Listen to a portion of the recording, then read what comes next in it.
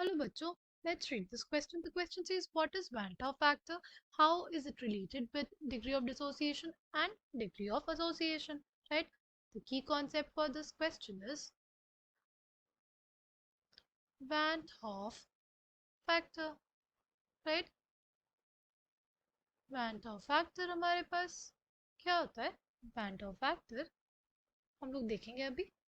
उससे पहले ये देखते हैं जैसे कि जो हमारे पास कॉलिगेटिव प्रॉपर्टीज होती हैं सॉल्यूशन की, वो किस पे डिपेंड करती हैं? वो डिपेंड करती है नंबर ऑफ सॉल्यूट पार्टिकल्स पे. राइट. बट क्या होता है कई बार कि हमारे पास तो टोटल नंबर ऑफ पार्टिकल्स जो होते हैं सॉल्यूट के वो चेंज हो जाते हैं. क्यों? क्योंकि उनके बीच में या तो फोर्स ऑफ अट्रैक्शन बहुत ज़्यादा होता है तो वो एसोसिएट कर जाते हैं. ठीक. हमारे पास क्या हो जाता है? एसोसिएशन हो जाता है. तो अगर एसोसिएशन हो जाएगा तो नंबर ऑफ पार्टिकल्स जो है वो हमारे पास अब अल्टीमेटली क्या हो जाएंगे? कम हो जाएंगे. राइट. जो दो छोटे छोटे पार्टिकल्स है वो एक दूसरे से एसोसिएट होके क्या बना लेंगे? एक सिंगल जॉइंट पार्टिकल बना लेंगे और नंबर ऑफ पार्टिकल्स डिक्रीज हो गया. फिर हमारे पास डिक्रीज हो जाएगी the value of colligative property. Right. अगर हमारे पास एसोसिएशन हो जाएगा, एसोसिएशन होने का मतलब कि 2-3 स्मॉल मॉलिक्यूल्स 2-3 स्मॉल मॉलिक्यूल्स बना लेंगे एक सिंगल जायंट मॉलिक्यूल.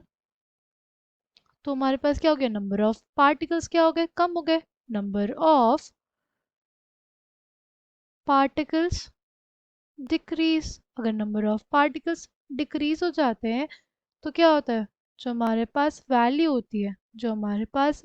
होती है किसकी? कॉलिगेटिव प्रॉपर्टी की डिक्रीज कर जाएगी. Right. The value of colligative property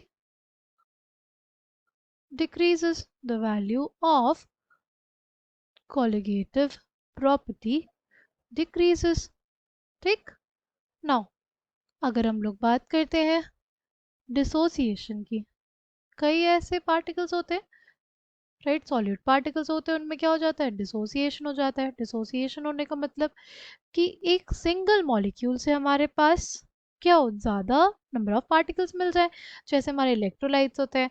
ठीक. जैसे KCl है. KCl क्या होगा? डिसोसिएट कर जाएगा, हमें दे देगा K+ और Cl-, यानी पहले तो एक सिंगल पार्टिकल था, अब हमारे पास क्या हो गए? दो पार्टिकल्स हो गए. दो पार्टिकल्स की वजह से जो हमारे पास नंबर ऑफ पार्टिकल्स हो गए, नंबर ऑफ पार्टिकल्स क्या हो गए?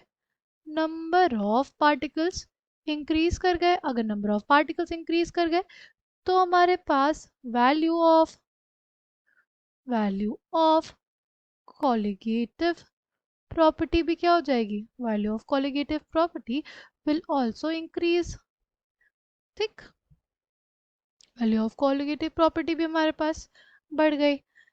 तो हमारे पास वैन 't Hoff फैक्टर क्या होता है? अब van 't Hoff factor basically ratio बताता है किसके बीच में? अब नॉर्मल कॉलिगेटिव प्रॉपर्टी में,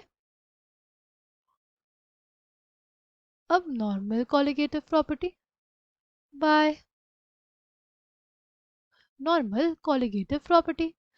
आई यानी जो हमारे पास वैन 't Hoff फैक्टर है वो किसका रेशियो होता है? वो होता है रेशियो अब नॉर्मल कॉलिगेटिव प्रॉपर्टी का और नॉर्मल कॉलिगेटिव प्रॉपर्टी का. ठीक. इसी को हम लोग बोलते हैं वैन 't Hoff फैक्टर. अगर बात करें एसोसिएशन की, एसोसिएशन हो जाएगा तो हमारे पास अब नॉर्मल जो कॉलिगेटिव प्रॉपर्टी होगी वो क्या होगी? वो कम होगी. यानी नॉर्मल कॉलिगेटिव प्रॉपर्टी बड़ी होगी. यानी आई की वैल्यू क्या होती है? <1 होती है अगर हमारे पास एसोसिएशन होता है.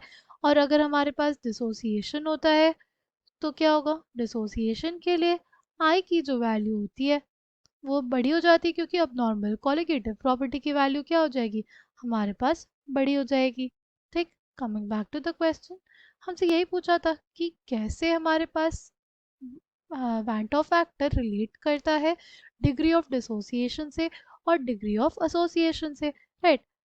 और हमारे पास actually van 't Hoff factor होता क्या है। आई होप आपको ये बात समझ में आ गई होगी। Thank you and all the best.